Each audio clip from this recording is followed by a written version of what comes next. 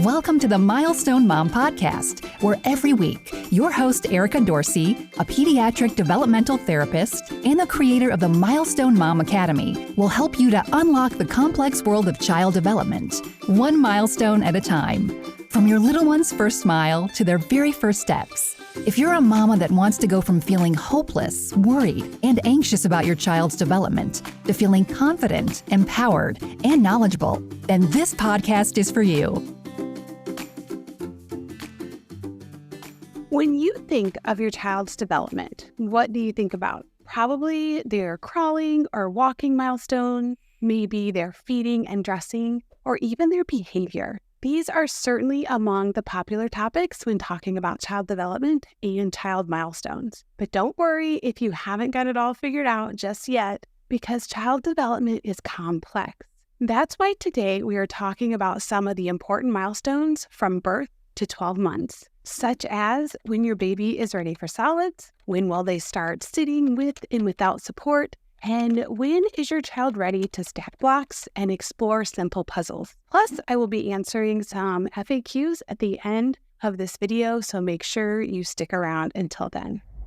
Well, hi and welcome back. Today, we're diving into the fascinating world of baby development from birth to 12 months old. As parents or caregivers, it's essential to understand the milestones and expectations during the first year of your baby's life. Now, as a pediatric developmental therapist, I am in your homes daily teaching you about this very thing. So, if you're eager to learn more about your little one's growth and what to expect in their first 12 months, you've come to the right place. In the first 3 months of a baby's life, they experience some remarkable changes. Newborns rely heavily on their senses, and you'll notice them responding to different sounds, sights, and touch. Their vision is also still developing, so they are best able to see objects within 8 to 12 inches from their face. One way that you can stimulate their visual development is by using high contrast toys and placing them in different positions during tummy time. And if you want to know more about your baby's senses, I actually have a video right here, and it's called Sensory Adventures that you can watch after this video. I will go ahead and link to it in the description below as well. During the first 3 months, your baby will gradually be strengthening their neck muscles. So it's crucial to support their head and neck when holding them. Now, around 2 months, you might notice your little one holding their head up for a few seconds while on their tummy. Tummy time is an essential part of this stage of development, as it helps strengthen their neck and back muscles, preparing them for rolling and sitting milestones later on. And make sure you are providing plenty of supervised tummy time on a safe and flat surface. Also, at around 2 months, you might notice your baby starting to coo and make gurgling sounds, indicating their growing vocal abilities. They will also begin to socially smile, responding to your facial expressions and interactions with adorable smiles of their own. Okay, moving on to 4 to 6 months. Your baby is growing up, and you'll be amazed at your little one's increasing mobility. Many babies learn to roll over during this period, so make sure you give them plenty of supervised playtime on the floor, encouraging them to explore and move freely. This is such a fun milestone and exciting time for your baby. And around 4 to 5 months, your baby may start to support weight on their arms during tummy time, showing signs of pushing up and preparing to crawl. If your baby is not yet doing this, I actually answer a mom's question at the end of this video and give some tips on what to do if your baby is not bearing weight on their arms yet. Sitting with support is another exciting milestone during this stage. To make this easier for them, you can prop them up and have them surrounded by pillows or put a boppy around them. If you are interested in some of my favorite toys for babies and toddlers, I will go ahead and leave a link to that below. So these are the toys that I currently use in my practice, and I've also seen my therapist friends using as well. So go ahead and grab that link if you want to know what some of my favorite toys are for babies. Another really fun milestone that is happening around this time is that most babies are ready to start solid foods. Introduce single ingredient purees gradually, such as pureed fruits and vegetables, and observe their fun reactions to each new food. If you have chosen the baby-led weaning method, start with very small pieces of ripe avocado, eggs, well-cooked sweet potatoes, or carrots. Now remember that breast milk or formula will still be their primary source of nutrition until about 1 year of age. If your child is not interested in pureed foods, I answered a question at the end of this video that talks about why this might be happening. Okay, moving on to your 7 to 9 month old.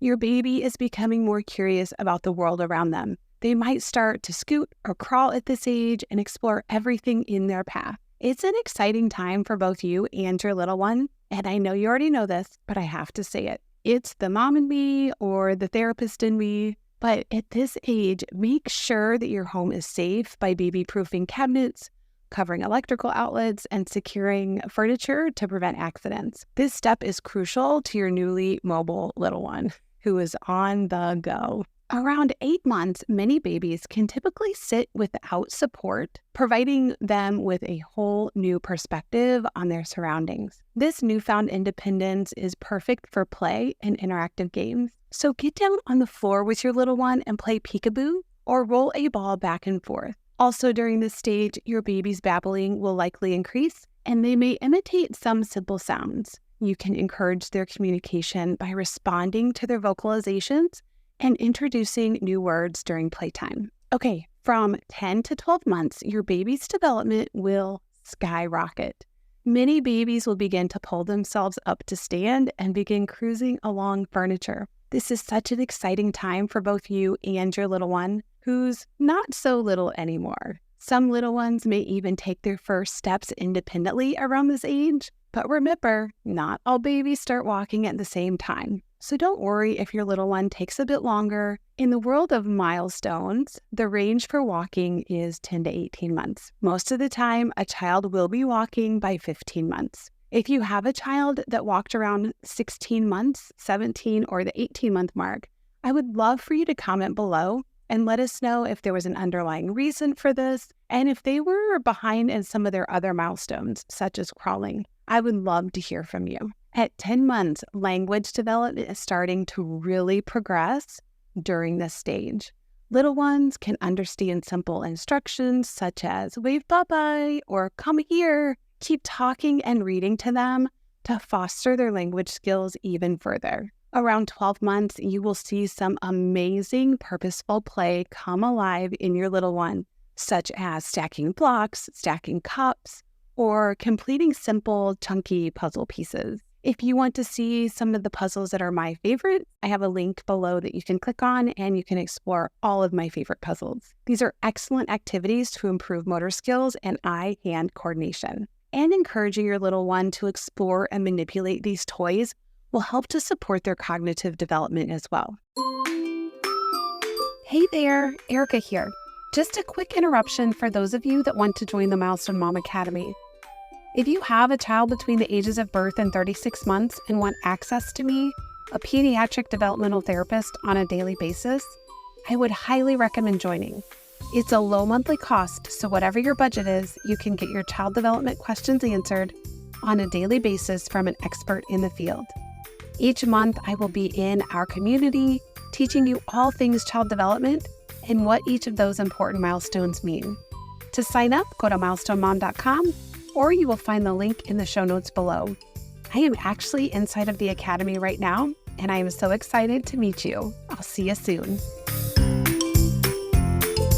Well, I hope that was helpful as we discussed some of the important milestones from birth to 12 months. Is there more to cover? Yes, we have so much to talk about, but here in a minute, I'm going to answer those questions that I promised. But before I do, if you are enjoying my content or know of a mom that would benefit from these types of informational videos, please subscribe to my channel and share the video link with her. You can find the link in the address bar on your computer or the share button right under this video.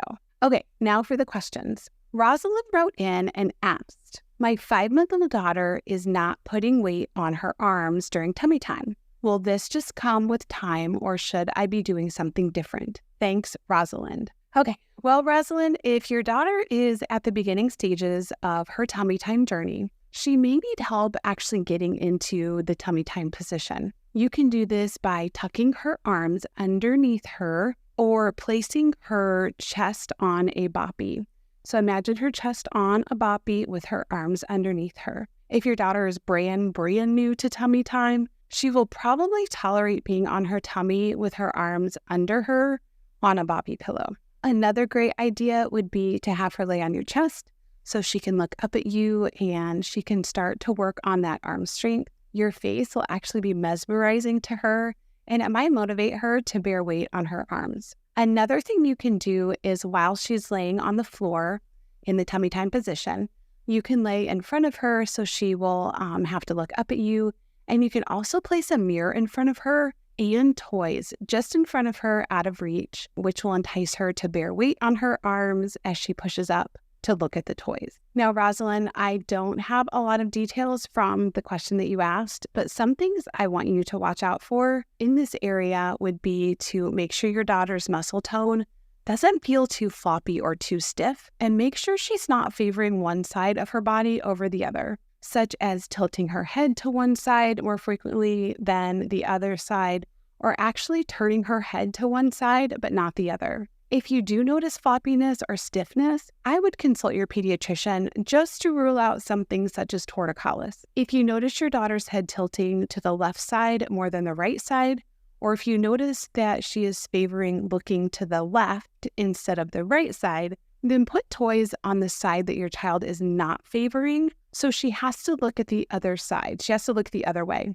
Now, if your daughter is in a crib with a mobile or something on one side that she always looks at, make sure you either move the mobile to the other side or turn your daughter around. Well, Rosalind, I hope that helps, and thank you for asking your question. Okay, so the next question, we have one more.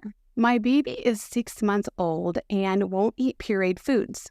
I really thought he would enjoy them, but he spits them out and turns his head. What can I do? Thanks, Savannah. Okay, Savannah, I am totally picturing your little one turning his head with those refusals. I can see it. Okay, so you've introduced pureed foods to your little one, and he's not quite sure about his new experiences yet. So the first thing I want you to do is not force the issue. Instead, I want you to put a little bit of what you are trying to give him to eat on his tray and let him feel it, explore it, and eventually taste it. Believe it or not, our tactile senses have a lot to do with our oral sensory component. So allowing your son to touch and explore his food is going to be very beneficial. Is he going to get messy? Yes. Are you going to be okay with it? I hope so. I know how some of you mamas are with messes and messy children. And yes, I'm talking to you. Another thing you can try with your little one is the baby-led weaning method. I mentioned this briefly above, but if you're interested in seeing a video on this specific subject, please comment below and let me know. But essentially, you would give him really tiny pieces of ripe avocado, very well-cooked carrots and sweet potatoes, and let him be in charge of his food through tactile exploration and putting it up to his own mouth, similar to the pureed option I gave you above, but with small, almost melt-in-your-mouth bite-sized pieces of food. As he becomes a better and even stronger eater, you can introduce new foods and different textures. So the second thing I would question is your baby ready for pureed foods? I'm assuming that he was born full term, but if not, then we need to take prematurity into account. For example, if your child was born prematurely, we would adjust for prematurity up until 12 months. So if your little guy was born 4 weeks early, he is really only 5 months old instead of 6 months. So if that is the case, I would wait another month and then reintroduce the foods again. A few other signs that your little guy is ready to start solids, I would ask yourself, is he able to sit with support? Can he hold his head up and steady and has enough head control? And is he interested in food? You might even catch him looking at you while you are eating. Now, if you answered yes to the feeding readiness questions that I asked above, then I'm sure it's just a matter of putting some food on his tray and allowing him to explore it on his own. However, the therapist in me has to mention this. If he is choking, gagging, or vomiting while eating, I would definitely consult your pediatrician just to make sure there isn't any underlying medical issue, or if it is a food aversion type issue, then he may actually need to see a feeding therapist or occupational therapist. Okay, I know that was a lot of information to take in, and we've only begun to peel back the layers of child development. If you have a question for me, I would absolutely love to hear from you. Just comment below. And if you have a child between the ages of birth and 36 months, and you would like access to me, a pediatric developmental therapist, on a daily basis, I would love for you to consider joining the Milestone Mom Academy. It is a low monthly cost, so no matter what your financial situation is, you can get daily guidance with your child's milestones from an expert in the field. That link will be below as well, or you can go to milestonemom.com to sign up. And as always, I appreciate you, and I will see you soon.